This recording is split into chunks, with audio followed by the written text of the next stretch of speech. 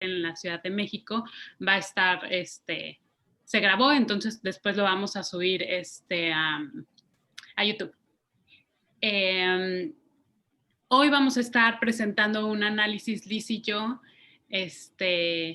Liz es gestora intercultural y también, igual que yo, Ana y Sebastián, ha trabajado en diferentes museos de la Ciudad de México, no solamente museos de arte, sino en otro tipo de museos también.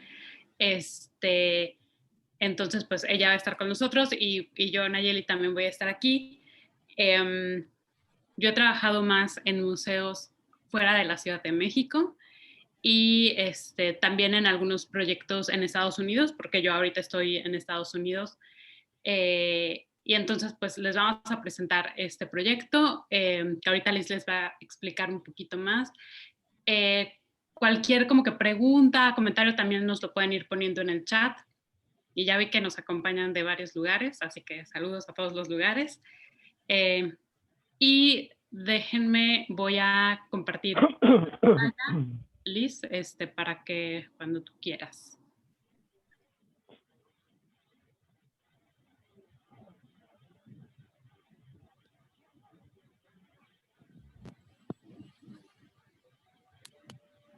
Bueno, pues bienvenidos, bienvenidas, bienvenides a todos. Yo soy Liz y pues vamos a empezar con la agenda y la línea que vamos a seguir en la actividad del día de hoy.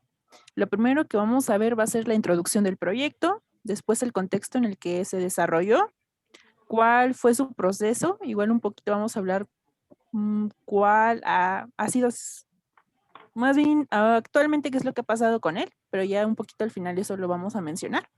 El impacto que ha tenido y ejemplos de algunos proyectos similares. Y aunque viene al final el espacio de las preguntas y las respuestas, no va a ser en el único momento en el que podemos intercambiar nuestras opiniones. Y pues antes de empezar, hay algunas ideas que nos gustaría que tuvieran en consideración a lo largo de la presentación. La primera de ella es, ¿por qué creen que una persona quiere estar en un museo? No sé si alguna vez ustedes habían hecho esa pregunta, no como trabajador, sino más como visitante y más que nada como parte de una exposición. En algún proyecto que a mí me tocó trabajar, en comunidades, yo trabajaba con escuelas, comunidades externas al museo. Y ahí me surgió un poquito esa pregunta. Como parte de este proyecto, era un proyecto donde trabajábamos algunas actividades artísticas de pintura y de escultura y algunos niños me decían, oye, ¿y mi dibujo puede estar en el museo donde tú trabajas? Y yo les decía, de hecho, sí hay una posibilidad, hay una dinámica y más o menos en esta vía va esta pregunta. ¿Por qué creen que una persona quiere estar en un museo? Más que nada como parte de una exposición. ¿O alguno de ustedes conocen a alguien que haya soñado con estar de esa manera en un museo? ¿Creen que esos sueños caben en los museos? Esa es una de las primeras consideraciones. La segunda es la importancia de la narración. Es algo muy importante para Object Stories, en este proyecto del que vamos a hablar. Si las exposiciones que visitamos o a veces ayudamos a gestionar cuentan historias, funcionan como un discurso narrativo, o si esta narrativa a veces se enfrenta o se contradice con la narrativa de los visitantes. Igual es como otro puntito a considerar. Y por último, en el registro se pidió que para esta actividad ustedes trajeran un objeto que ustedes consideren especial. Más adelante lo vamos a usar en la dinámica. Y ahora sí, ya por último, pues que vayan registrando las preguntas y las inquietudes que a ustedes les surjan. Y pues, para empezar, un poquito con el marco de este proyecto, Object Stories es una exploración que es abierta sobre un proyecto narrativo, sobre las relaciones significativas que existen entre las personas y los objetos, ya sea también entre el museo y la comunidad o entre lo subjetivo y lo objetivo. Es un proyecto que invita a los visitantes a registrar sus propias historias acerca de las obras de la colección de los objetos personales. Y aquí tenemos una imagen de lo que fue la primera parte del proyecto. Aquí es importante mencionar que esta primera parte partió de la colaboración de varios trabajadores de los museos. Ayer se hablaba un poquito, por ejemplo, de los departamentos de educación. A veces son los que se encargan como de gestionar más, por ejemplo, que museografía o curaduría, pero digamos que en esta primera parte sí fue una colaboración conjunta de la mayoría de los trabajadores del museo. Inicialmente el proyecto se instaló con lo que era una cabina de grabación, una mesa con pantallas táctiles y vitrinas donde estaban los objetos de la colección y las historias que las personas, o también en este caso personal del museo, veían en ellos. Y pues ahora lo que sigue es un poquito el contexto en el que se desarrolla este proyecto. Bueno, este proyecto que se realiza en el Museo de Arte de Portland en Oregon, que está al noroeste de Estados Unidos, es bien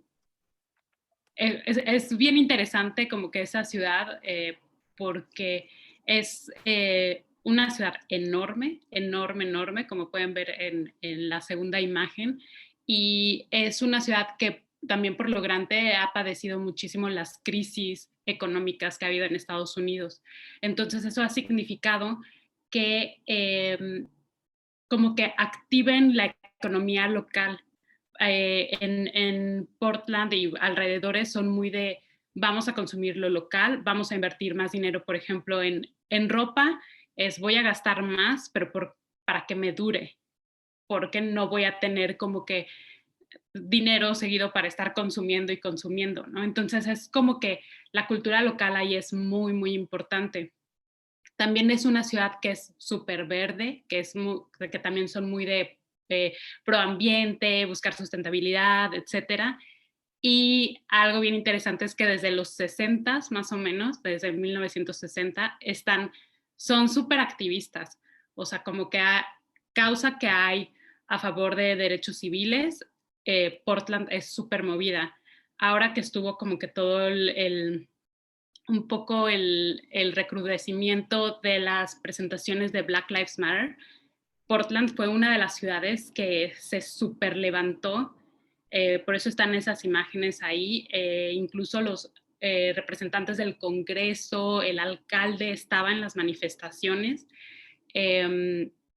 Por ejemplo, en la imagen donde están las señoras con playeras amarillas, es porque son un grupo de mamás que se ponen al frente de los manifestantes para que no les hagan, o sea, para que no les hagan daño los policías, ¿no? Entonces es súper movida y también es interesante esa ciudad porque creo que alrededor del 10% de su población es latina. Aunque es una ciudad muy blanca, hay un buen porcentaje de personas latinas y especialmente, y no sé específicamente por qué, pero especialmente son muchas personas de México y en específico de Oaxaca. Entonces la comida ahí también es deliciosa. Entonces ahí se encuentra ubicado el museo del que les queremos hablar. Déjenme, como que no me está. Ahí está. Este es el Museo de Arte de Portland, que es un museo aparte enorme, como pueden ver, es realmente enorme y es uno de los museos más viejos de Estados Unidos. Se fundó en 1892, o sea que ya tiene sus años, y su colección se ha formado a partir de regalos, adquisiciones y tiene de todo, o sea, absolutamente de todo, de Asia, de Europa, América, pintura europea, arte contemporáneo, de todo, o sea, como que lo que pueda haber en un museo, ahí está, de artes. Y más o menos en promedio anualmente recibe 350,000 visitantes, que quizá para números, por ejemplo, de la Ciudad de México tal vez no es tantísimo, pero es como que es significativo. Y de esos 350,000, 50,000 son estudiantes que van con escuelas y con alianzas que hacen con las escuelas. Creo que también una parte importante de este museo y de lo significativo que es para la ciudad, porque justo está como que en una parte muy céntrica de la ciudad, alrededor tiene teatros y está la sinfónica, etcétera. es que el director es también como que es un director que no es muy típico, ¿no? Entonces, por ejemplo, su visión del museo es esta, es como que construir una institución que sea inclusiva, que facilite el diálogo respetuoso, el debate y el libre intercambio de ideas. En este sentido, algo que más allá que esas palabras, también a mí me gusta hablar sobre los valores de este museo, porque lean los valores, aún sin descripción alguna, es creatividad, conexión, equidad, aprendizaje, accesibilidad. Y el que a mí me fascina en lo personal es transparencia y rendición de cuentas. Porque no es muy común que un museo nos diga uno de mis valores y algo que me va a representar y algo que nos va a integrar a todo el personal va a ser transparente y rendir cuentas. Entonces, si ustedes entran en la página, se las voy a poner ahorita, de paso, ahorita que les ponga la página, está, también ahí pueden encontrar el proyecto, la página del proyecto, y también pueden encontrar los reportes anuales. Y entonces en los reportes anuales ustedes pueden ver cuánto dinero recibieron, cuánto fue de ingreso, cuánto fue de donación, etcétera, y cuánto dinero se gastaron o quedaron debiendo. Porque este museo generalmente al año queda debiendo como $1 millón, excepto 2020 que quedó debiendo como 4. Entonces, más o menos para que vean, o sea, como que cómo funciona este museo, qué cosas diferentes tiene.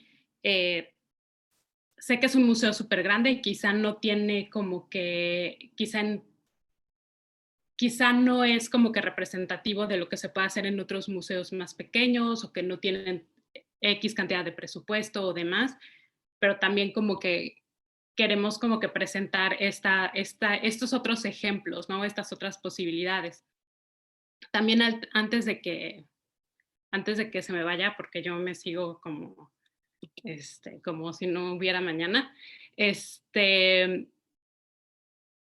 como que súper importante también mencionar, la otra vez estábamos viendo, Joana, Sebastián, Liz y yo, una entrevista a un par de directoras y a un director de una consultoría, y este director decía que había que mirar ejemplos anglosajones porque las soluciones a la pandemia lo habían hecho muy bien, y que pues Latinoamérica podía aprender de eso.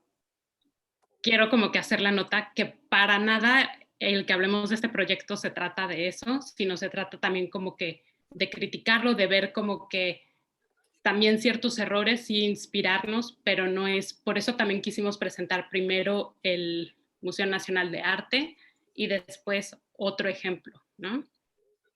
Porque ustedes van a encontrar en este ejemplo del que vamos a hablar, van a encontrar muchas cosas que también ya se hacen en países de Latinoamérica.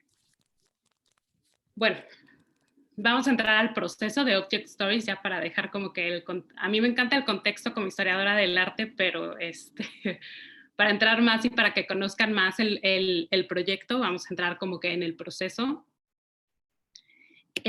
Algo como que bien interesante de cómo surgió este proyecto fue que el departamento educativo surge del departamento educativo y el departamento educativo de este museo está así como que tenemos como que ya nos dimos cuenta que nuestros visitantes son puras personas blancas, ¿no? Y si tenemos una población en el que está creciendo, aquí llamamos a esa comunidad BIPOC, o sea, personas negras y personas cafés, personas amarillas, etcétera, de diferentes razas y diferentes comunidades y demás, ¿por qué no están entrando a nuestro museo, ¿no? Entonces, justamente se hicieron estos 3 cuestionamientos en las discusiones que tenían en el departamento educativo. ¿Cuál era el rol del público? Y si iba al museo nada más a consumir información, cómo se relacionaba con cómo podían relacionarse ellos con los públicos del museo, cómo diversificarlos, que fueran otras personas al museo, y cómo podían detonar otro tipo de actividades dentro de las propias salas del museo o en relación a la colección. Entonces, en 2008, o sea, para que nos regresemos unos cuantos años, en 2008 empezaron a hacer como que sus primeras lluvia de ideas, de que, a ver, vamos a ver qué podemos hacer, ¿no? Entonces, la que estaba como que dirigiendo educación en ese entonces, Tina Olsen, que es historiadora del arte, dijo, pues a mí hay un programa de radio de la Radio Pública Nacional que se llama Story Corps, que cuenta la historia de las personas, o sea, en Estados Unidos, y me gustaría irme como que por ese lado, ¿no? Entonces empezaron a estudiar como que este proyecto, que ahorita les pongo el link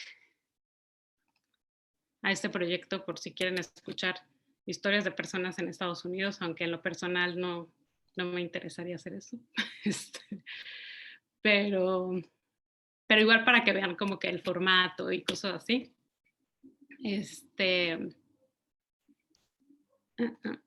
Okay. Bueno, entonces empezaron a estudiar como que el formato de esas conversaciones y dijeron, bueno, para relacionarlo con el museo vamos a hablar sobre la colección, ¿no? Entonces como que se les ocurrió que iban a hacer un carrito que pudieran llevar a los mercados que se ponen así aquí en los vecindarios. Una vez a la semana se pone un mercadito, se ponen mercaditos muy chiquitos y es todo un proceso como que participar en ellos y ser parte de ellos. Entonces ellos decían, vamos a poner un local en uno de estos mercadillos y vamos a poner como que una cabina de grabación donde la gente se grabe en video hablando sobre un objeto de nuestra colección, ¿no? Y entonces dijeron, vamos a armar un focus group de 10 personas. Eran 4 hombres, 6 mujeres, y como que vamos a preguntarles, pues, qué piensan como que de nuestra idea. Y entonces se dieron cuenta que para resolver eso no tenían el personal suficiente. O sea, no iba a ser sustentable el que cada domingo sacaran como que su carrito. Después pensaron que podían hacer un camión y tampoco consideraban que con el personal que tenían, sin tener que contratar más personas y con como que los recursos en general que tenían, no iban a poder resolver nada de esto.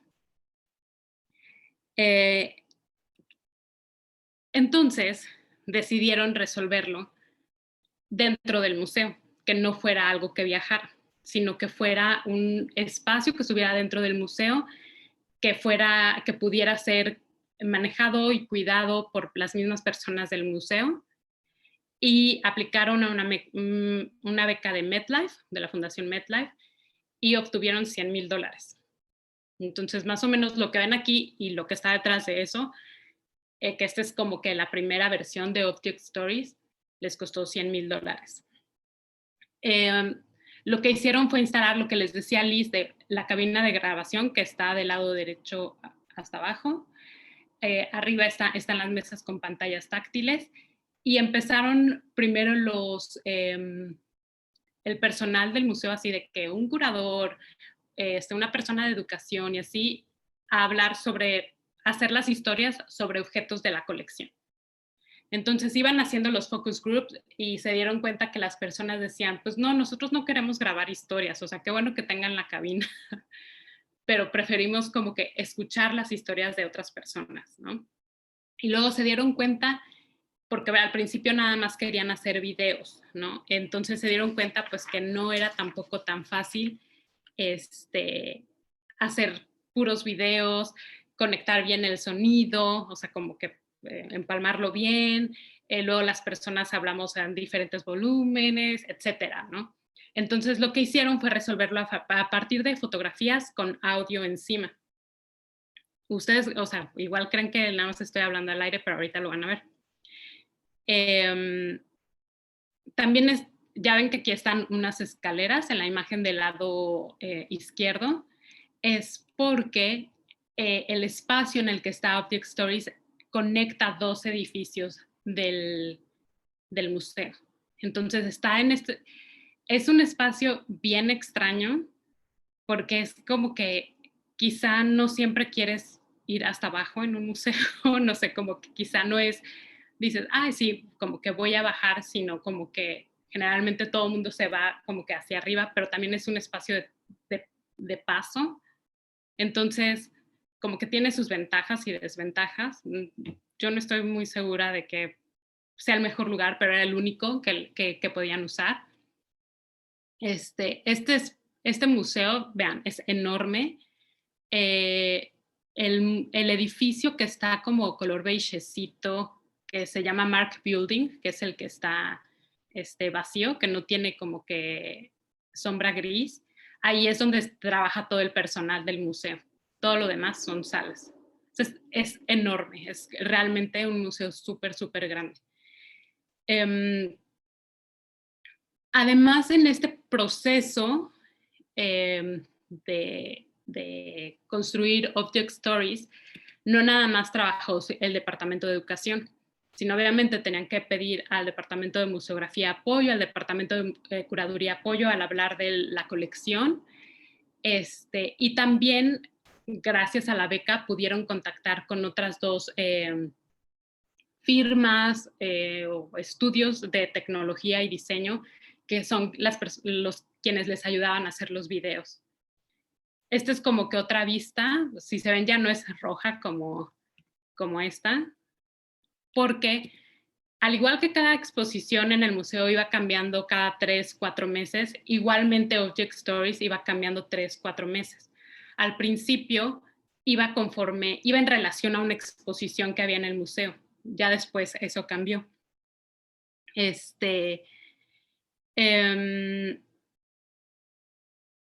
Las personas, bueno, como les decía al principio, el personal del museo era el que participaba contando sus historias y después dijeron, pues no, ni modo que eso es como que totalmente repetitivo y es escucharnos a nosotros mismos una y otra vez cuando nosotros nos escuchamos en nuestras oficinas y si lo que queremos es diversificar los públicos, entonces a quienes hay que escuchar es a los públicos. Entonces lo que hicieron fue establecer alianzas con otras organizaciones fuera del museo. Entonces, dentro del museo está un centro cinematográfico, trabajaron con ellos.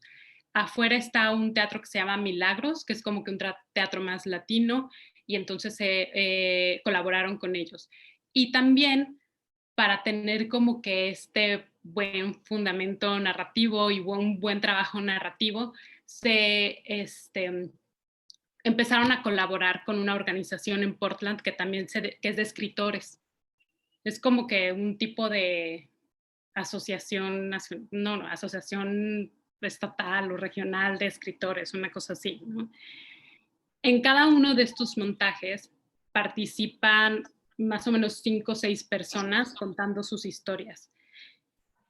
En la cabina, o sea, cuando estaba la cabina, ustedes entraban y esto es lo que iban a ver, ¿no? Como que estos textos que te decían, pues prepárate para grabar tu historia, porque tú vas a poder grabar tu historia. Y aquí está la pantalla donde van a estar las instrucciones. En un principio había un mediador ahí ayudándote o una persona ayudándote, no le digan mediador, una persona ahí ayudando, y o podías hacer citas y tú entrabas y pues grababas, ¿no? Dentro de la cabina les proponían varias preguntas y ellos les llaman fases y preguntas, aunque en realidad no son fases porque no tienen como que una continuidad específica, pero estas son las fases y preguntas, ¿no? Entonces tenían unas primeras preguntas que tenían que ver con, ya no necesariamente era un objeto de la colección, sino una persona podía llevar un objeto de su casa, podía llevar un objeto consigo y decir, yo quiero hablar de este objeto. Y entonces las primeras preguntas eran así de que cómo te encontraste con este objeto, cuál fue este primer encuentro.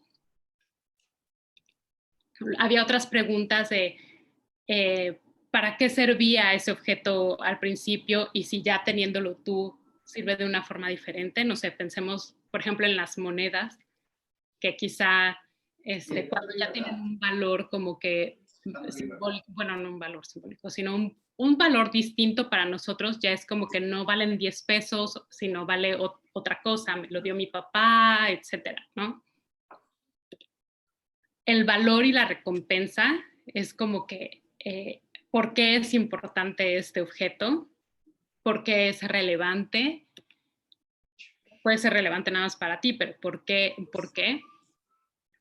Una conclusión de cómo compartirías la importancia y relevancia de este objeto. Y a veces pedían como que partes como que más de descripción, así de que cuál es no sé, los elementos más característicos de este objeto o en los que hay que fijarnos, etcétera, ¿no? Entonces, estas eran como que la gran variedad de preguntas que las personas podían responder para hablar sobre su objeto. Les decía, ya después en la cabina, lo único que hacían en la cabina es que les tomaban fotos con su objeto y ellos grababan el audio. Y toda esa información se juntaba y era lo que aparecía en las pantallas táctiles.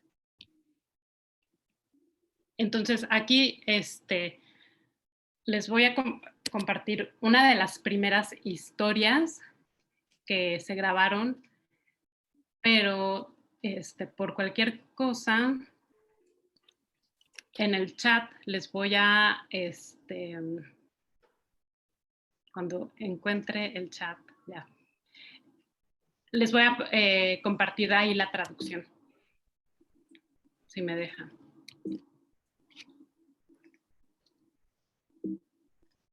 Espérenme tantito que no me está dejando.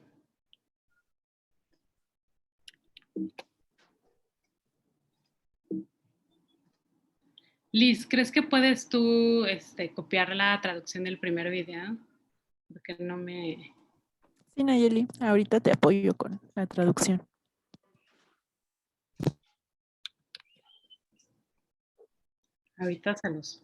Ahorita le damos play al video.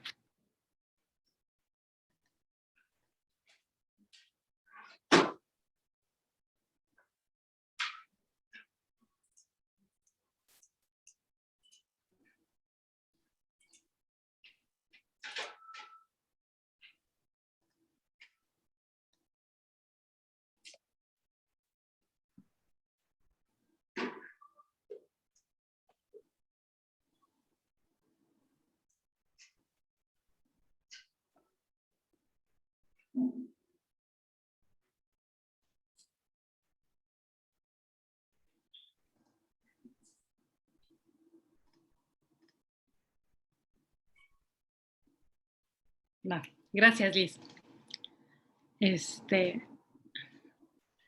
Ok, les decía, esto es como que uno de los primeros videos y es sobre una obra de la colección.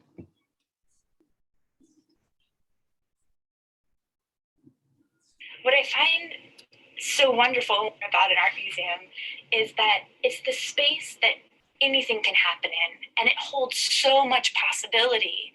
I have always had a dream my entire life where I'm in this vast space with marble floors, and it's just dawn, and the objects are starting to wake up around me. And there's so much potential in that moment. And I think that is the power of an art museum. These prints relate directly to my own artistic sensibilities. And as an artist, I'm really invested in trying to condense meaning into its simplest form. And I think here Albers has done exactly that. What is so striking about these to me as a printmaker specifically is the fact I know the process. And when you look at them, while they look on one hand like they could be mass produced, on the other, they're these unique objects that exist solely for the function of this artist to rehearse these relationships between color and kind of create these formal studies. And if you look really closely, you can just see how unique each one really is. I love looking at these prints and thinking about them hung in my home as if that were actually a possibility. I think that the life of an object is really a fascinating idea, and that the meaning definitely changes based on the viewer and the audience, and absolutely based on the location in which the work is viewed. What is so wonderful about these two objects in particular is that when I look at them, I'm reminded that art has no boundaries, and that objects, for that matter, have a life of their own.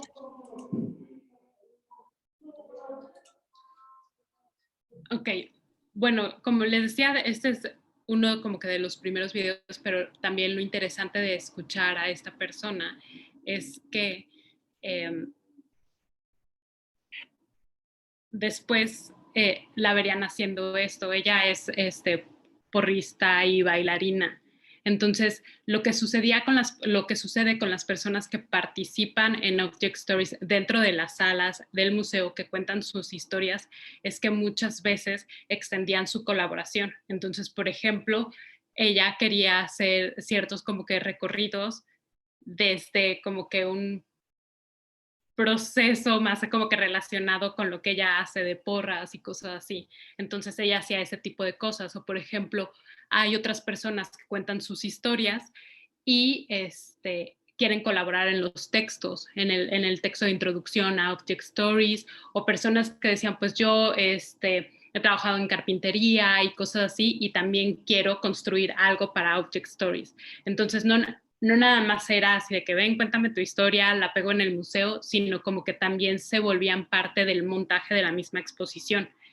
E incluso las personas que participaban contando sus historias, antes trabajaban participaban en un taller de narración y de narrativa con esta organización que les digo que es de autores en Portland.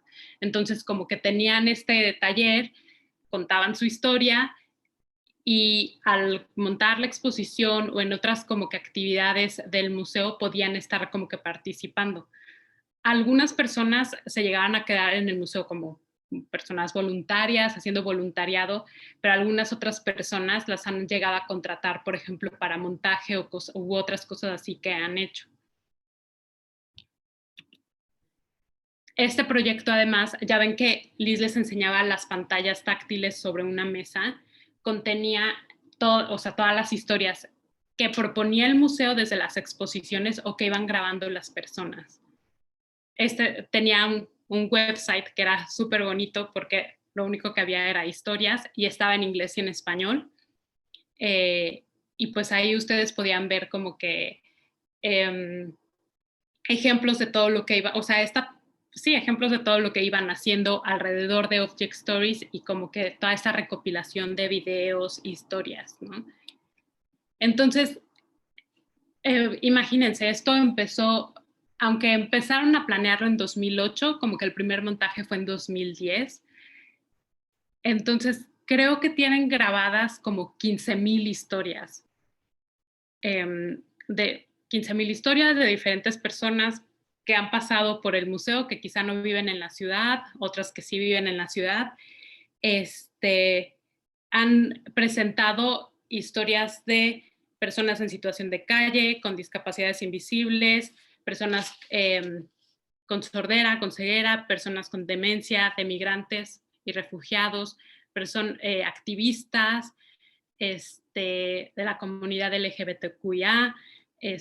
También tuvieron una exposición de gamers, también otro de jóvenes diseñadores, de artistas escénicos, de lauderos.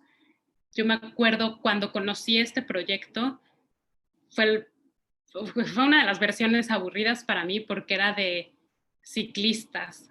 Entonces no era como que lo más interesante que a mí me pudieran enseñar. Pero también como que algo muy interesante que ha pasado conforme han pasado los años es que más allá de fijarse tanto en el objeto, se están fijando más en las personas y sus propias historias. Entonces, aquí les vamos a poner un segundo video. Liz, ¿me puedes ayudar?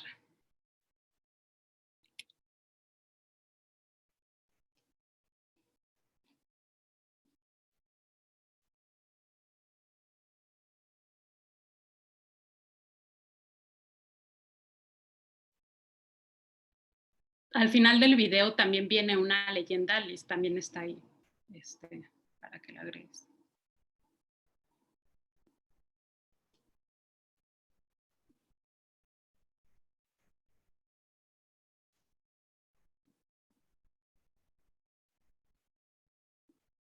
Ya está.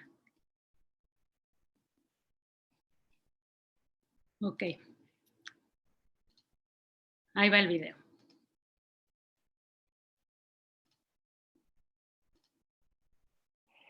My name is Eileen McPherson, and my first experiences with homelessness was when I was 10 years old with my family.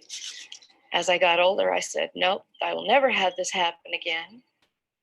So I worked my ass off the good old American way, work harder, work harder. And then I ended up having 3 mental breaks. This last one was what helped push us into homelessness, me and my husband, Charles. One step away also goes both ways. So I hope out of all of this, every day that I am also one step away from a better life. Because look, I'm doing something right here that I've dreamed of as a child. I wanted my art in a museum. So the piece you see is actually one of the pieces I did for a class. When it comes to my art, I haven't really done a lot except for writing for the newspaper right now for Street Roots. I'm 52 credits away from a Bachelor's of Science as an art major. You're one step away from something better instead of something dragging you down.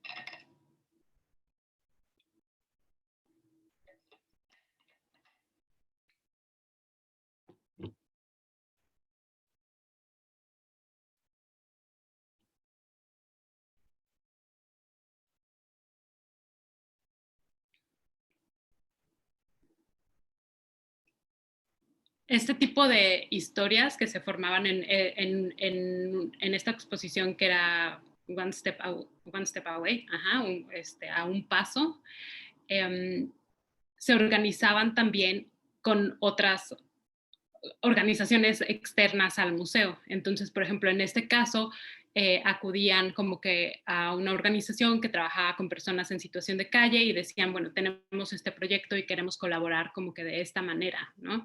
Y entonces la organización decía, creo que tales personas podrían estar interesadas, y se volvía como que esta colaboración no era como que el museo designaba a quiénes, sino eran las otras organizaciones. Como que el museo nada más daba como que esta apertura, y lo interesante de esto es que también estas personas, aún terminada la exposición, podían seguir acudiendo al museo. No recuerdo cuánto cuesta el museo, la verdad, o sea, la entrada, aunque este museo es muy abierto en tener varios días gratis, y luego, por ejemplo, tenía varios programas en los que abrían el museo para visitas después del horario de oficina. Entonces, para que las personas que trabajamos podamos ir a visitarlo, y te descontaban, por ejemplo, te costaba, que aquí eso es muy barato para un museo, te costaba $5, ¿no? Algunos museos aquí en Estados Unidos cuestan como 20, más o menos, entonces es un descuento sustancial, pero además estas personas que iban participando podían regresar las veces que quisieran. Y creo que eso te da otra posibilidad y de incluso ver quizá el museo en parte y con sus asegúnes y con sus pincitas, el museo como un espacio seguro. Además de presentar los videos, cuando empezaron con todo este proyecto, también empezaron a hacer colaboraciones con las escuelas. Entonces llegaron a hacer contratos de 3 años con escuelas de la ciudad para hacer como que estas colaboraciones en las que se incluía como que desarrollo profesional para los docentes en el museo, que podían acudir a los talleres, cursos que daba el museo y también como que se preparaban cosas especiales para ellos. También algunos profesores hicieron residencias artísticas dentro del museo. Y bueno, obviamente los alumnos visitaban el Museo de Portland. Y por ejemplo, aquí en la página que les decía que había, también había un espacio para maestros y estudiantes. Y aquí tienen cómo les presentaban a los estudiantes. Ya ven nuestras fases y preguntas, y que eran un montón de preguntas. A ellos les presentaban como que este ejercicio también súper simple. Y como pueden ver del lado derecho, dentro de las mismas escuelas podían hacer su Object Story sin necesidad de pantallas táctiles, cabina de grabación ni nada de eso, sino era simplemente como que con una fotografía y una frase breve de lo que significaba su objeto, ¿no? Además de como que de esta alianza que se hizo con otras, bueno, con escuelas, se hizo una colaboración con el Museo de ¿cómo es? ¿Museo Nacional de San Carlos? Sí, ok. En la Ciudad de México. Entonces de Portland viajaron, bueno, hicieron esta colaboración con la Ciudad de México y también incluyeron a una escuela en la Ciudad de México y una escuela en Portland, y de lo que se trataba es que estudiantes de las dos escuelas iban a ser como que amigos por correspondencia, ¿no? Y así se iban a ir contando sobre los objetos que había en su casa, sobre un objeto representativo, etcétera. Iban a tener actividades dentro de estos museos y después iba a haber un intercambio donde algunos de los estudiantes de México subieron a Portland y de Portland fueron a México. El único problema de eso es que no hay mucha documentación de lo que sucedió en México. Entonces, como que la información que se tiene de lo que sucedió con esta colaboración con el Museo de San Carlos, en realidad es desde el punto de vista de la gente en Portland, de la escuela y del museo. Entonces, como que estaría interesante saber como que qué sucedió en México, pero no hay mucha información. Y es nuevamente otra cosa más que siempre decimos, como que hay que documentar, registrar, escribir. Y ahora sí, Liz. Estás en mute. Gracias, Nayeli. Pues ahora sí llegó el momento de nuestra dinámica. Entonces les vamos a pedir que saquen o que tengan a la mano su objeto especial. Y la dinámica va a ser la siguiente. Vamos a usar Jamboard. Ahí vamos a plasmar la historia de nuestro objeto, de su objeto, tratando de que la extensión quepa en lo que sería un post-it. Y otro detalle es que para Jamboard se necesita una cuenta de Gmail. Si alguno de ustedes no Liz, cuenta con ahorita, una cuenta de Gmail, no importa. Perdón, Liz, lo abrí para que no se necesitara. Ok, entonces no hay problema, está perfecto. Igual si alguien por algún problema técnico no puede como entrar a la liga, puede poner su historia en el chat ahorita y ya nosotros la pasamos para el Jamboard. Y sí, ahora sí, aquí nosotros tenemos algunas preguntas que pueden servir de referente para que hagan su historia. En este caso sería ¿cuándo y cómo fue su primer encuentro con el objeto que tienen a la mano? ¿Sabían que era importante desde el principio? ¿Qué dice el objeto sobre ustedes? ¿Qué es lo mejor de tener el objeto? Y si tuvieran que darle el objeto a alguien, ¿a quién sería? ¿Y qué le dirían al darle este objeto? Igual también, si alguna de ustedes quiere participar con el micrófono abierto, adelante, los micrófonos están abiertos y para que nos cuenten su historia.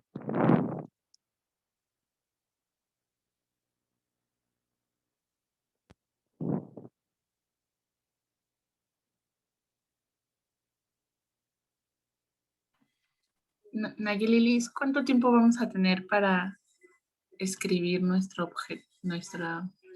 texto? Yo creo que para que esté súper reflexionado, porque tiene que ser muy resumido, como pueden ver ahí, que tiene que ser la extensión de los post-its, podemos tener 5 minutos. Y así también, para aquellos que queremos ir al baño, podemos ir.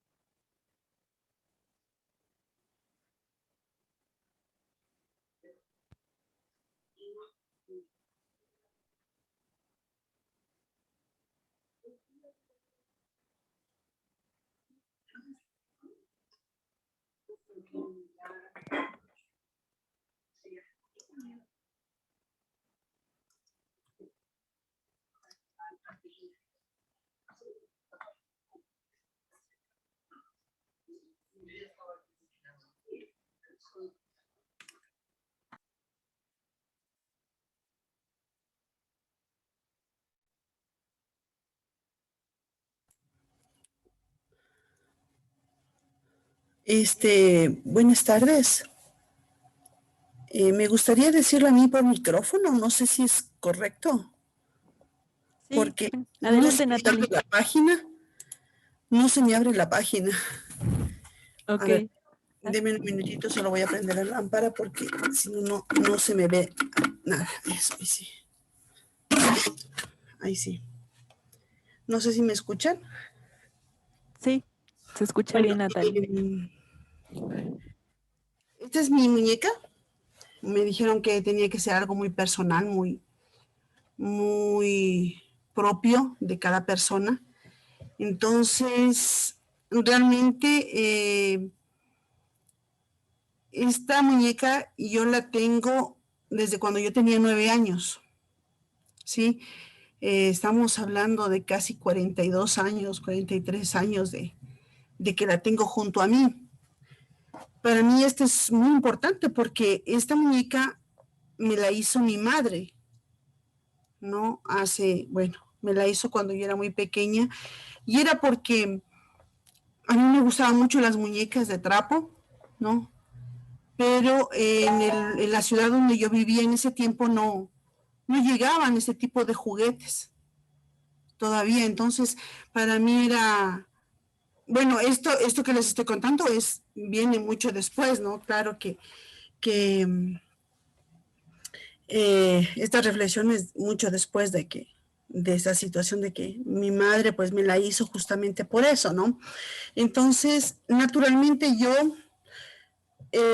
fue importante para mí en ese tiempo porque me imagino muy pocas niñas que teníamos una muñeca de estas de trapo tan como, tan bien hechita, ¿no?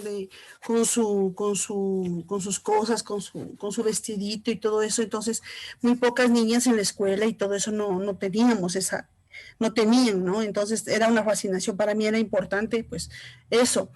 ¿Y qué dice sobre mí? Este objeto dice sobre mí que soy una persona muy apegada a su familia, ¿sí? Para mí, pienso yo, ¿no? Y también el hecho de que la tengo pues tan limpiecita, tan cuidada, ¿sí? También dice algo bueno de mí también, ¿no? Pero bueno, me imagino que también cosas negativas dirá también como el hecho de tener en mis 51 años, tener una muñeca todavía desde muy pequeña, ¿no? Entonces, también algo será eso, ¿no? ¿Qué es lo mejor de este objeto?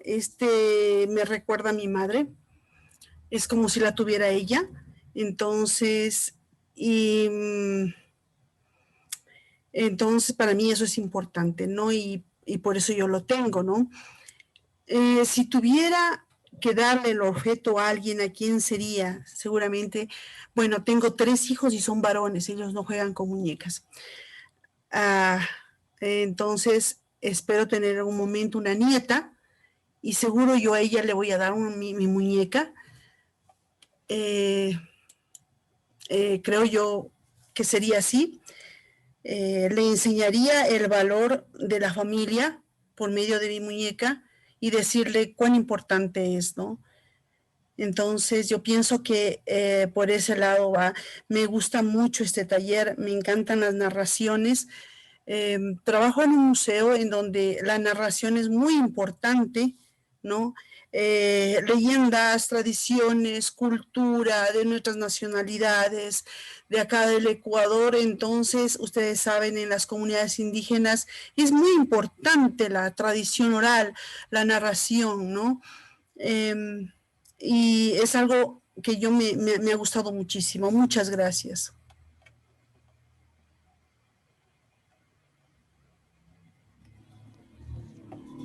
Gracias, Natalie.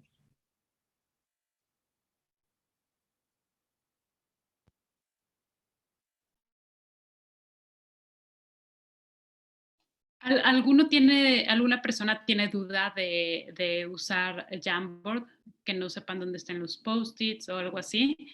Está del lado izquierdo, está como que una columnita y ahí viene abajo de la flecha está como que el post-it, el sticky note. Y le dan clic ahí y ya le sale como que el cuadrito para que vayan escribiendo ahí.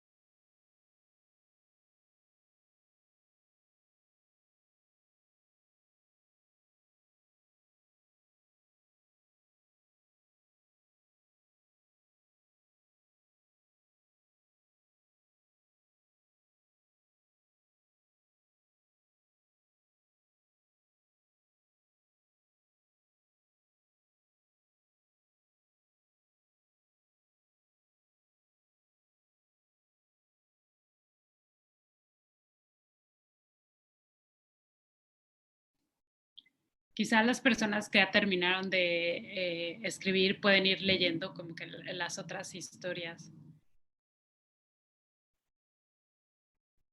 e ir conociendo a esas personas a través de lo que están narrando.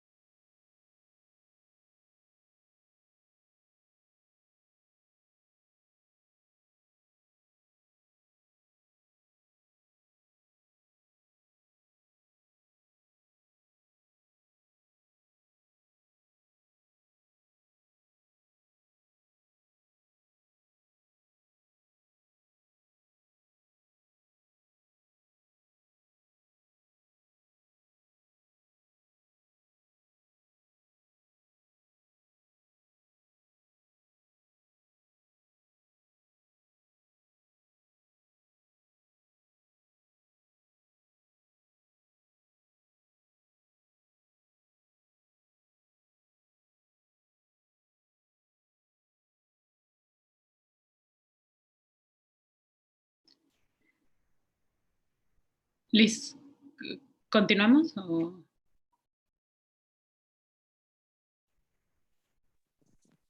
Sí, igual sí. Sí, ya todos pusieron su historia.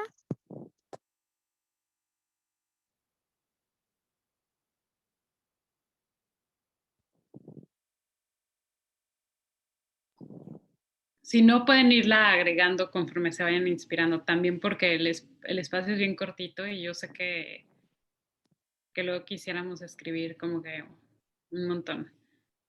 Ahora que están escribiendo como que sus historias, como que me gustaría mencionar que cuando hicieron este focus group que duró un par de años, o sea, que estuvieron trabajando con estas personas un par de años, se dieron cuenta que las personas querían más como que escuchar las historias de otros que escribir sus historias o comunicar sus historias.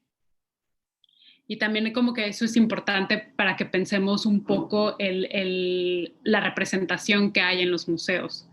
Entonces, como que la posibilidad de que nosotros nos podamos ver identificados o podamos descubrir algo de nosotros en los museos.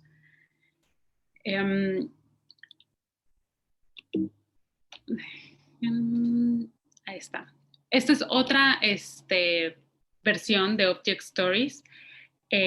Como les decía que cada 3, 4 meses iba cambiando según como que la exposición o según ya la propia lectura que querían hacer en Object Stories, pues cambiaban todo. Por ejemplo, este ejemplo se trataba de discapacidades invisibles, personas con depresión, ansiedad, etcétera. Entonces, como que la disposición era totalmente diferente. Y justamente como las personas quieren ver más historias y escuchar a más personas que compartir pues lo que uno piensa, quitaron la cabina de grabación y empezaron a usar este pequeño espacio que queda como, ellos le llaman como un espacio de activación. Entonces, tienen cosas como estas, ¿no? Como que muros de participación. Entonces, no nada más te dicen, sí, tú escríbenos aquí lo que opinas o demás, sino como que están dando como que llamadas a la acción, ¿no? De haz, comparte, reflexiona. Y la mayoría de las veces comparten ahí la organización con la que están trabajando y otras organizaciones que tienen que ver con el tema. Por ejemplo, en este caso, discapacidades invisibles, ¿no? Esta fue cómo activaron este espacio cuando fue la exposición que tenía que ver con personas en situación de calle, el segundo video que vimos. Lo que hicieron fue como que tipo juego de mesa en el que tú vas lanzando el dado y te vas dando cuenta qué tan difícil, si partes de pocas facilidades y pocas condiciones económicas, sociales, etcétera, qué tan fácil es que llegues al final. Entonces, en el piso pueden ver así de que, por ejemplo, que te regresa 4 espacios si cortas con tu pareja, ¿no? Si viene así como que si te divorcias. O regresas 2 espacios si te enfermas. Y entonces es bien difícil llegar hasta el final. O sea, cuando no puedes pagar el doctor de tus hijos, cuando tienes que vivir con los cupones de descuento que hay aquí y cosas así, entonces de eso se trataba este espacio de activación. También otra cosa importante es que generalmente los espacios de activación no los hace el museo, sino son las organizaciones con las que trabajan, las que proponen qué quieren ver ahí, lo cual se vuelve un poco mejor porque no es el museo desde su aire acondicionado opinando sobre cómo vamos a aprender sobre este tema, sino es como que la misma organización o el mismo grupo de personas que están diciendo, queremos que reflexionen esto, queremos como que contar esto, ¿no? Y que es para mí fue, a mí me gustaba mucho este espacio porque era súper, súper simple. Que fue una exposición dedicada a activistas y entonces tenían estas hojas para que tú te llevaras según la letra qué podías hacer fuera del museo, ¿no? Como que ahí venía una descripción de qué podías hacer fuera del museo, si te sugerían firmar una petición en la ciudad o cosas así. Al lado había un muro donde tú te comprometías a hacer algo por tu ciudad. Y lo interesante de va a pasar, se va a escuchar una sirena. Bueno, ya no. Pero que igual viene al caso con resistir.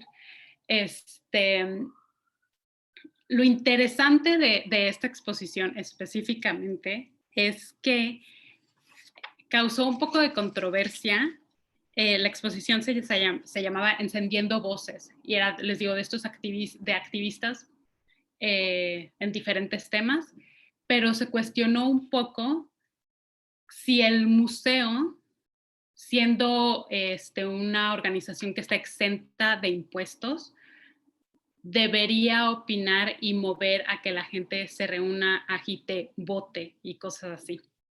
Entonces empezó a haber como que cierta controversia de cuál era el rol del museo, que el museo no debía como que promover eso porque pues no paga impuestos y aquí esas cosas son como que pues casi pues no te metas en problemas, no tengas como que una voz política, etcétera. Pero resulta que se pusieron como que a revisar si no estaban cometiendo como que una falta y resulta que no, mientras no mencionaras específicamente como que el partido por el cual debías de votar, no pasaba nada. Y también como que lo interesante de esto es que la segunda persona después de Tina Olsen, que era historiadora del arte, la segunda persona que estuvo encargada de este proyecto se llama Mike Murawski, que igual algunos lo han escuchado. Él no es historiador del arte, sino es educador. O sea, él lo que ha estudiado maestría, doctorado, licenciatura, maestría y doctorado en educación. Él es una de las personas que en Estados Unidos ha promovido muchísimo lo de museums are not neutral. Los museos no son neutrales. Y justamente de él, específicamente de otras personas, parte esa idea de otras razones, pero él partió de esto, porque él discutía, ¿no? Es que sí deberíamos como que decir más cosas, sí deberíamos poder tener como que una participación social y política clara y una posición que podamos declarar, ¿no? Entonces,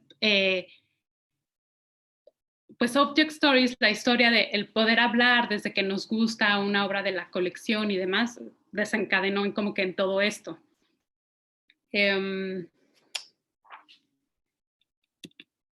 Y bueno, pues hay que hablar un poco sobre el impacto y qué ha significado este proyecto para el museo y para su comunidad. Liz, tocan los números. Pues un poquito a modo de recopilación. Como nos mencionaba Nayeli, el proyecto empieza en 2010, se lanza en marzo y hasta, bueno, un poco antes de la pandemia, seguía vigente. Bueno, ahorita al final vamos a tocar el punto de qué está pasando actualmente con el proyecto. Igual el presupuesto inicial, como lo mencionó Nayeli, fue de $100,000, que yo creo ahorita sería como unos $120,000, bueno, con el cambio. Y al inicio los temas se elegían según el programa a exponer. En años recientes se eligen más que nada por su relevancia y como una vía para establecer relaciones con organizaciones e individuos. Aquí también viene un punto importante que al corte que se había hecho en el 2013, aproximadamente 1,000 personas de la ciudad que no habían visitado el museo participaron como narradores. En este caso, es importante mencionar que no es un proyecto de números. Algunos proyectos a veces tienen como meta pues que sean beneficiarias tantas personas. En este caso, con este proyecto, la relevancia es que se buscaba diversificar las voces dentro del museo, así como sus participantes. Era como, digamos, como el punto más importante, más allá de los números. Y pues en las temporadas los temas y el montaje cambian entre 3 y 4 veces al año. La participación, pues en cada montaje participan ya sea entre 5 o 6 personas, quienes previamente pues han asistido a un taller de narración y también llegan a colaborar en otros aspectos del montaje y la exposición. Y pues las plataformas con las que ha trabajado en el museo es que tenía antes pues esta página de la que nos habló Nayeli, el micrositio, ese sí todavía existe, con las escuelas, YouTube y pues con aplicaciones. Bueno, ese sigue siendo un tema pendiente.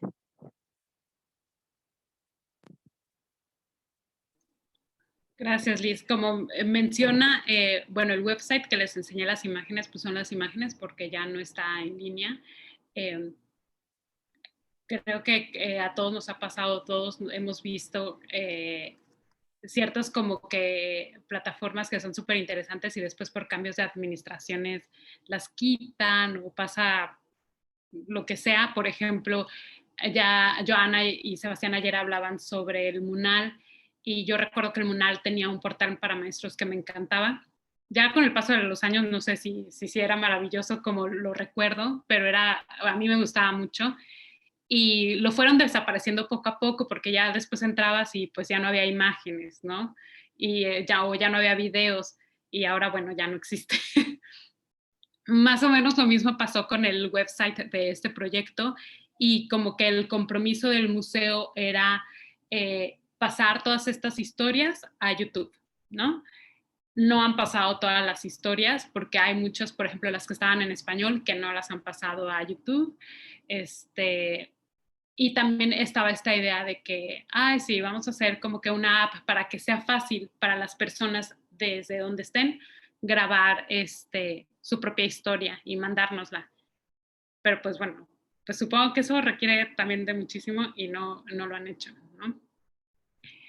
Sin embargo, dentro del museo como que este proyecto ha tenido como que un impacto hasta antes de la pandemia o hasta la pandemia podría decir que muy bueno, ¿no? Por ejemplo, establecieron alianzas permanentes con las escuelas del área, o sea, como que el programa escolar es muy fuerte ahí y generalmente si ustedes van a ese museo siempre van a ver escuelas y van a ver a los estudiantes en múltiples actividades, no nada más el típico recorrido. Y también se hicieron alianzas como que permanentes con las organizaciones que colaboraban en Object Stories. Por ejemplo, esta organización que tiene que ver con pueblos originarios o pueblos nativos aquí, después de colaborar en Object Stories, estuvieron promoviendo por hacer una exposición temporal en el museo sobre como que el trabajo y la vida en esta comunidad. Entonces, como que eso se volvió muy interesante porque pues las exposiciones temporales son súper importantes y son súper difundidas y como que tienen muy buena parte del presupuesto, y entonces se les dio específicamente a esta organización para que hicieran la exposición.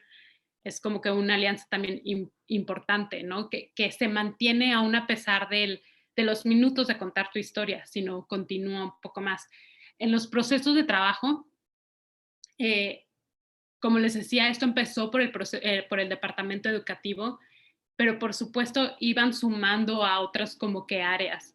Entonces fue muy interesante en este proyecto cómo fueron colaborando y se fueron interconectando los diferentes departamentos.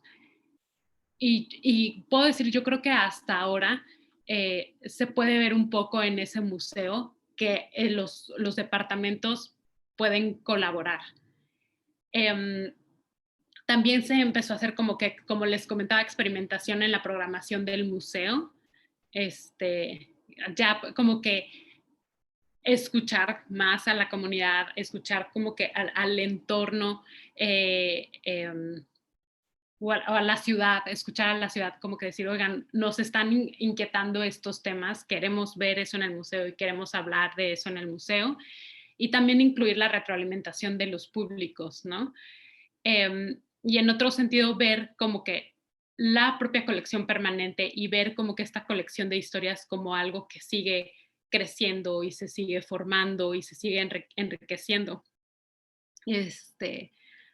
Uno de los que a mí me parece grandes como que errores de Object Stories es que más allá de los focus groups que hicieron, no hubo una evaluación o no ha habido una evaluación formal, ¿no? O sea, más allá de observación, más allá de repente algún practicante que quiere entrevistar a personas que están en Object Stories o a los visitantes y demás, no ha habido mayor evaluación. Por lo tanto, no han podido,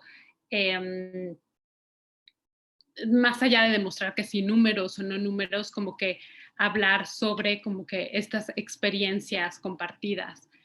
No han podido hacer eso. Y luego, después de Tina Olsen, que era la que les decía que era historiadora del arte, y luego Mike Murawski, que es el educador que empezó con esta controversia de los museos no son neutrales, bueno, Mike dejó el museo y entonces dejó el museo a partir de la pandemia porque en el museo con la pandemia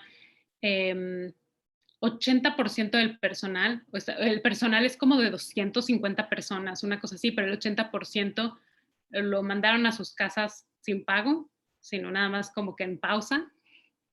Y él fue una de las personas que pues dijeron ya, tú ya no regresas. Entonces,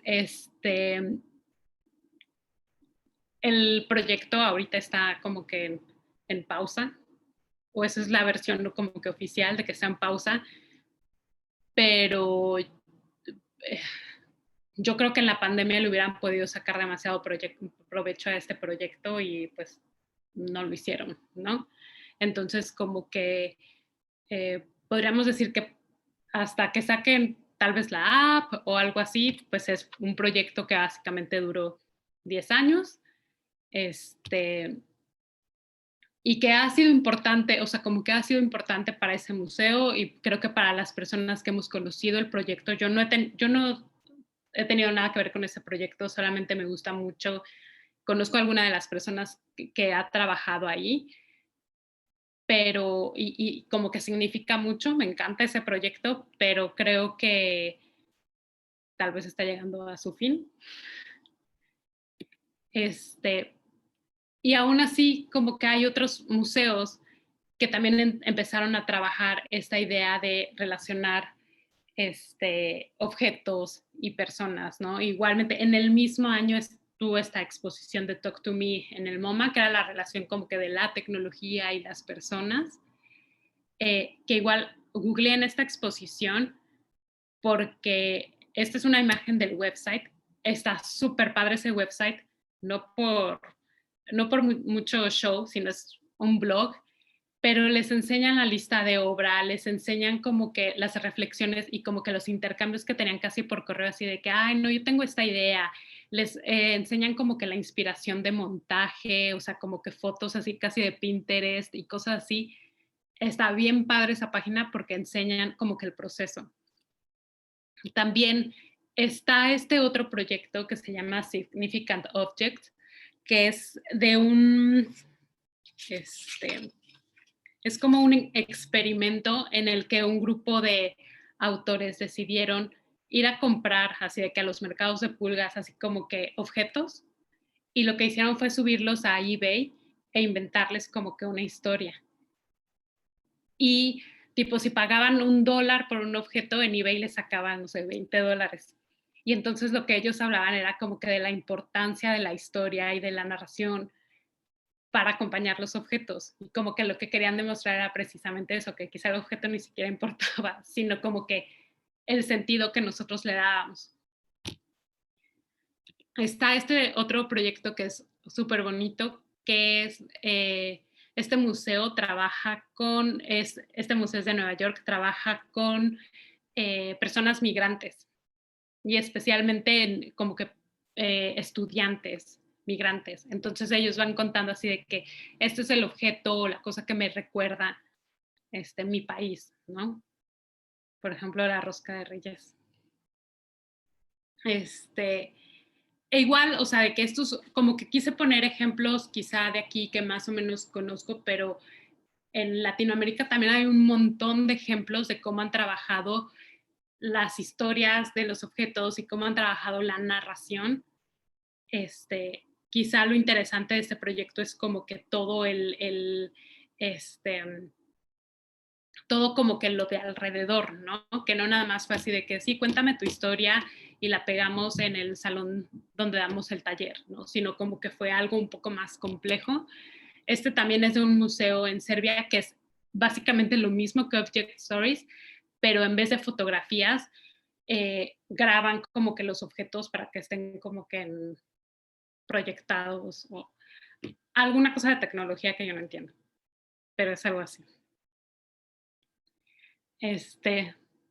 Liz.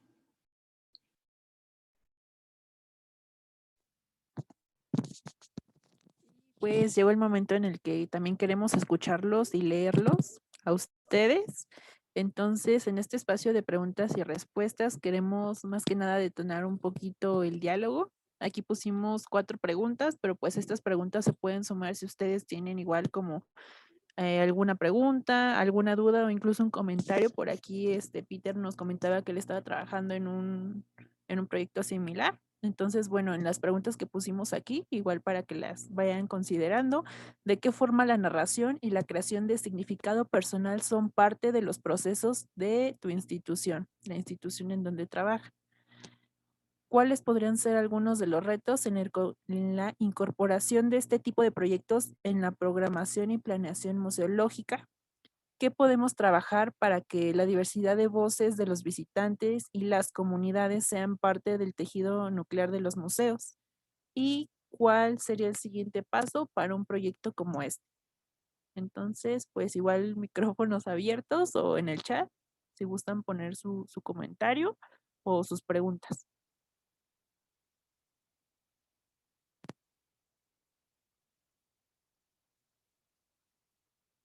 Igual mientras como que van pensando un poco si tienen comentarios o alguna pregunta, también estas preguntas las modificamos un poco, pero parten de cuando el museo, el departamento educativo aplicó para la beca de MedLife. Estas eran las preguntas que dejaron como que pendientes, que dejaron en como que su documento así de que todavía no sabemos cómo vamos a resolver esto, pero esto es lo que nos queda pendiente. Entonces quizá como que viendo todo el proceso del museo como que está interesante ver también que estas eran sus dudas, ¿no?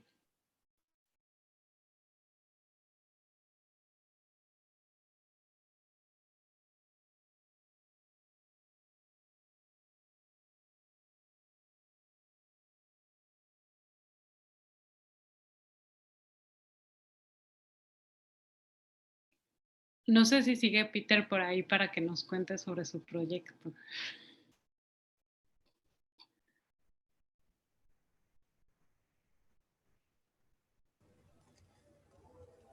¿Qué tal? Buenas tardes. Yo soy de Lima y estoy haciendo voluntariado en el Lugar de la Memoria. Es un museo de memoria sobre el conflicto armado interno que vivimos nosotros. Entonces trabajamos con la memoria. Y el proyecto está en fase de diseño todavía. Tiene el nombre tentativo de Cartografía Colectiva de Memorias Barriales.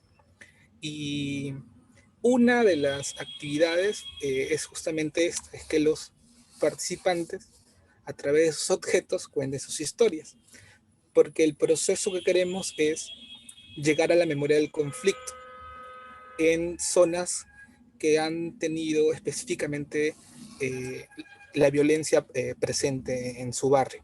Entonces, para llegar a eso, el proceso es un poco complejo y largo, y una de las actividades que proponemos es esa. Aún está en fase de diseño, así que no hay evaluación, no hay todo esto. Pero lo que sí queremos es hacerlo virtual y crear un archivo también, porque nos parece importante, ¿no? Y nada de eso. Y el proyecto es súper interesante, súper potente, y gracias por compartirlo. Gracias, Peter, ¿te decimos Peter o Peter? A veces como que... Ah, sí, Peter. Ok. Gracias, Peter, por compartirnos, aunque fuera como que el previo del proyecto. Y por favor, cuando esté el proyecto, compártenos. Está el grupo de educadores donde como que compartimos todas esas cosas y también estará interesante ver eso.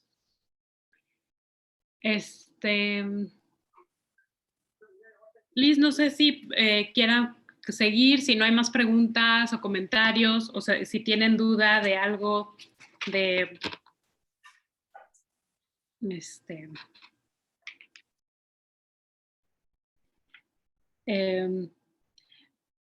Beto me está mandando un mensaje por WhatsApp cuando está aquí, entonces lo voy a decir. Dice que hay algo en el espacio que no termina de gustarle. Dice que todavía no están en salas, o sea que su problema es que no están en salas. Pues es que, perdón, Nayeli, lo que pensaba es que si bien las historias están como dentro del como espacio institucional, de todas maneras no terminan de estar en salas. Y eso siento que tiene que impacta un poco en como la dignidad del proyecto. Se pensaba en por qué no llevarlo como una sala tal cual y darle como el mismo valor que la programación de las exposiciones, porque siento que de esta manera y que es como un espacio de tránsito que le favorece en cuanto a que las personas, pues es muy probable que lo vean, de todas formas no les está dando como el mismo lugar que, que al resto de su programación.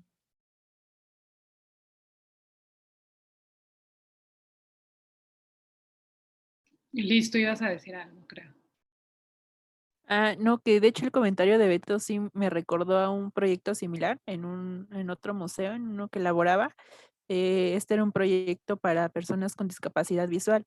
Entonces, había una sala especial donde había las reproducciones igual de algunas obras en relieve. Solo eran, creo, 3 obras. Entonces, yo de hecho hice un proyecto de investigación al respecto de cómo, o sea, si bien la sala ayudaba a que llegara a ver público de este tipo, no los incluía, solo los dejaba como relegados a esa sala, porque por ejemplo, y lo que yo veía en este caso es que llegaban a ir personas con discapacidad visual, entraban a esta sala con estas 3 reproducciones y hasta ahí llegaba su visita. No entraban, bueno, un poquito como dice Beto, no llegaban a ir a recorrer el museo o las otras salas. Entonces yo las cosas que proponía es que pues estas obras se subieran a las salas o se repartieran en el museo para que fuera, vaya, pues fuera incluir, no solo integrar, ir como ese pasito, pero igual no sé si sí vaya como el ejemplo con lo que comentaba Beto.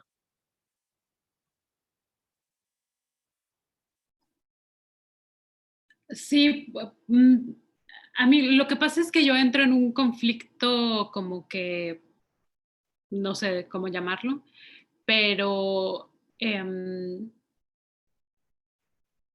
entiendo como que como que el asunto de representación, redistribución, que sí es importante como que tengan esta validez, esta fuerza es así que a partir de la pandemia se pausó este proyecto que llevaba tanto tiempo y si era tan significativo porque se pausó cuando tenía posibilidades de continuar. Mi único asunto es que si estamos pensando que como que las salas,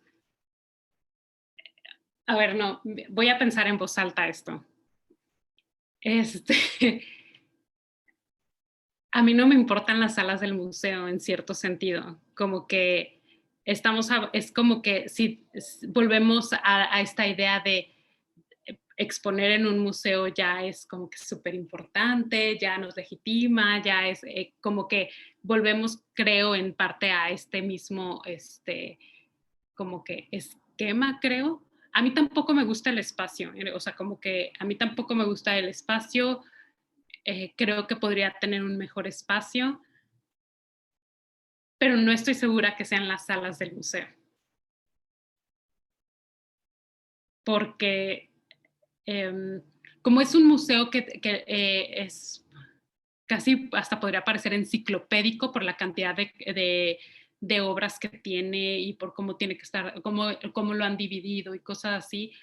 Creo que en este caso específico entrar a las salas podría ser un poco contraproducente. No, y no me gusta el espacio, no estoy de acuerdo con ese espacio, pero no lo vería en las salas. Evelyn. Sí, creo que por reacción hice esto en vez de buscar el botón levantar la mano.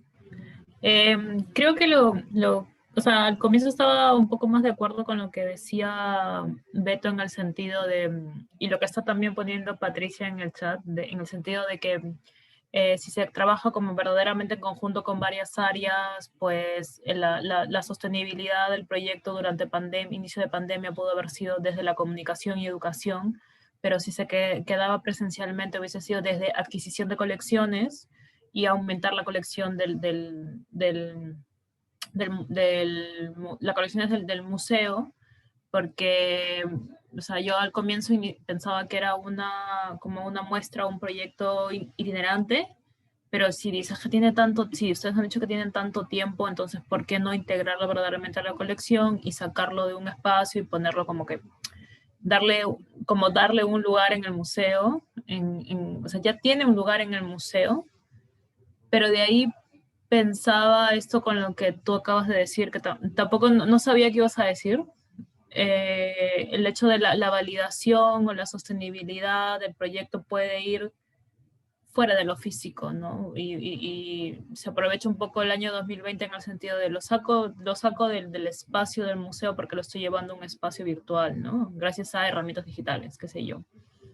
Que no significa simplemente ponerlo para que lo vean en una web, o sea, sino hacer muchas más actividades a partir de ello, que se ve mucho el potencial de ese proyecto en todo caso, ¿no?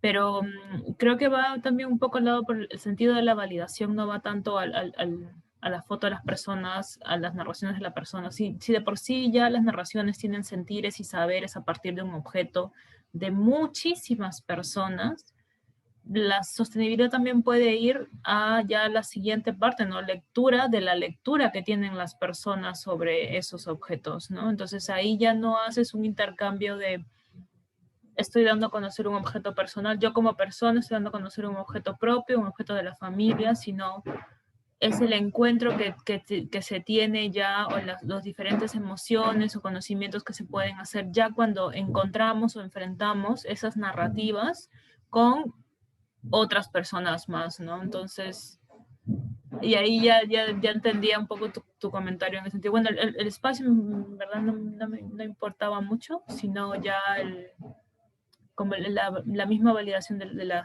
de las piezas. Es que a mí me cuesta un poco hablar de piezas artísticas. Yo soy historiadora del arte, pero me cuesta mucho decir, esto es una obra de arte, es una pieza artística, ¿no? Pero esos resultados o esas narrativas que tienen las personas sobre eso, ¿no? Yo hice para el trabajo de fin de máster, hice una cosa muy parecida, pero con libro arte en específico. No era narración, sino era un libro arte a partir de un objeto patrimonial, ¿no? Entonces, igual, la propuesta era esa, ¿no? Que se enfrenten esas narraciones personales con otras personas, a ver cómo yo me veo identificado con la narrativa de otra persona, con las memorias de otra persona, en un espacio, bueno, que la excusa apropiada es el museo, ¿no? Porque finalmente el museo te da los recursos, todo el personal, te da la apuesta, o sea, te permite esa primera visibilización de esa narrativa, ¿no? Pero de ahí pues ya al final te lo puedes llevar a cualquier parte, si es que también está la intención desde el museo de llevarla, ¿no? Ese era mi comentario nada más. Gracias por compartirlo, de verdad. Estaba muy bonito el proyecto. Gracias, Evelyn. Liz, no sé si quieras, creo que con el comentario de Evelyn podemos como que cerrar perfectamente. Liz, les compartes como que, perdón, creo que antes Patti Lara comenta varias cosas, entonces como que la leo para que no se quede así de que en el aire. Patti dice que para la realización de un proyecto como este se necesita plantearlo a las diferentes áreas como museografía, la dirección, crear una sensibilización sobre el valor de las narraciones y que se muestren. Si esto no se hace, resulta frustrante. Y también dice que lo que comenta Evelyn de este proyecto en la pandemia hubiese sido un hit porque en el confinamiento las personas compartirían sus historias de alguna forma y el museo cumpliría con su función social y apoyaría hasta con la salud mental. Entonces, Liz, ahora vamos contigo. Sí, pues ya para cerrar esta actividad y bueno, como en todas las actividades que se están haciendo este año en educadoras de museos, es nuestra llamada a la acción. Entonces, en este caso, nosotros proponemos la llamada a la acción, que es apreciemos, honremos y elevemos nuestras historias y las de otros. Esa es la llamada que nosotros hacemos, pero también ustedes pueden, vaya a proponer individualmente su llamada a la acción. Puede ser individual, colectiva, incluso personal o en su trabajo, ¿cuál sería?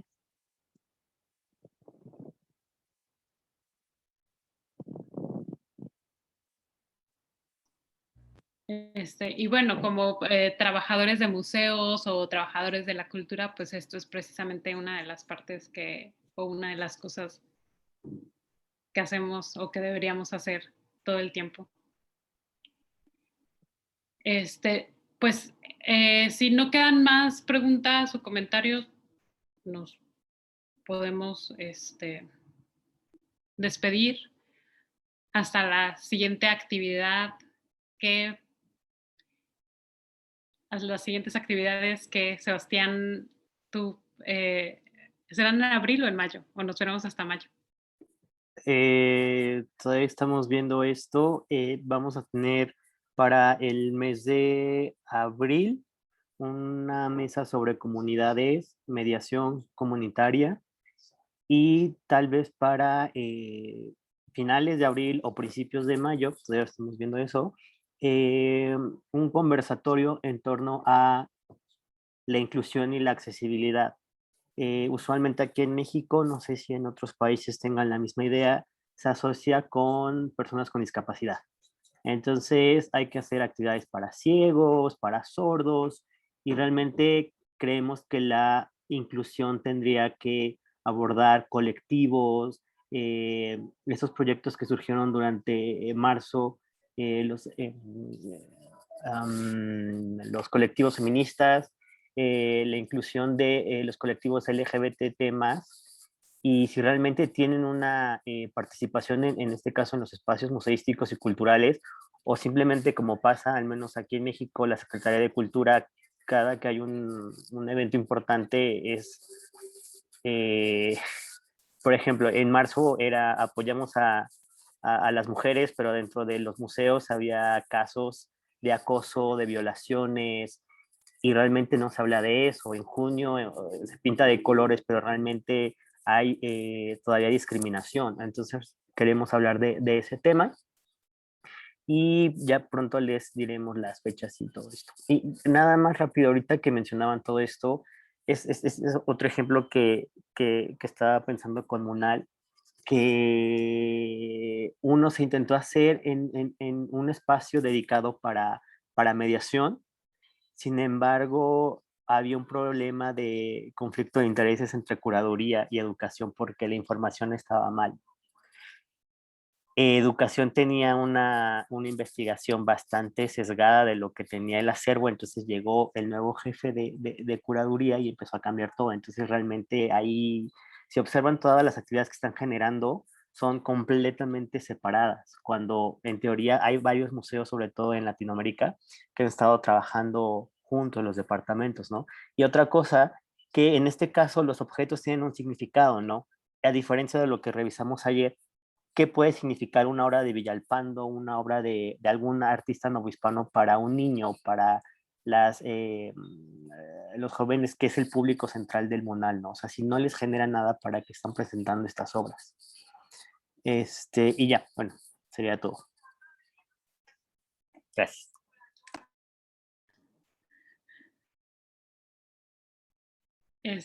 Pues muchas gracias a todas y a todos los que se conectaron.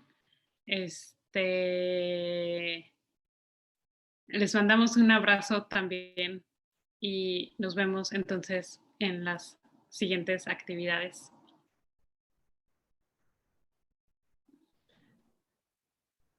Gracias, cuídense.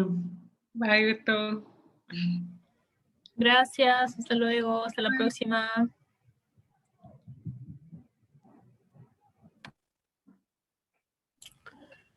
Muchas gracias. Que estén bien. Hasta luego. Gracias, Natalia. Gracias. Muchas gracias. Me encantó estos 2 días. Quisiera que hasta hicieran otro. Sí vamos a hacer, Pati, sí vamos a hacer. Tú también, Pati, anímate. Gracias y un fuerte abrazo a la distancia. Cuídense mucho. Bye, Pati. Gracias. Excelente tarde a todas. Felicitaciones. Excelente evento. Igual, Alicia. Que estés bien.